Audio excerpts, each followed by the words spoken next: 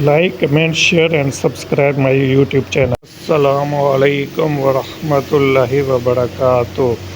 Do you know?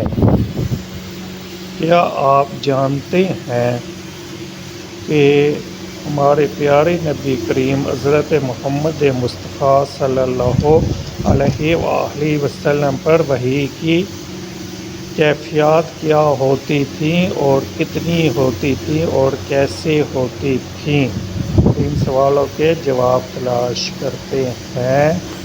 تو آپ صلی اللہ علیہ وآلہ وسلم پر وحی کی کیفیات دو طریقوں سے طاری ہوا کرتی تھیں۔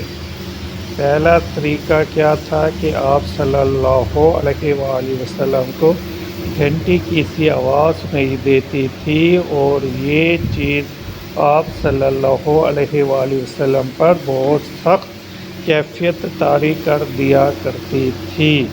اور دوسرا طریقہ وحی کے نزول کا یہ تھا کہ انسانی شکل میں فرشتہ یعنی حضرت جبرائیل علیہ السلام آپ کے پاس حاضر خدمت ہوا کرتے تھے اور آپ وحی کو یاد فرما لیا کرتے تھے۔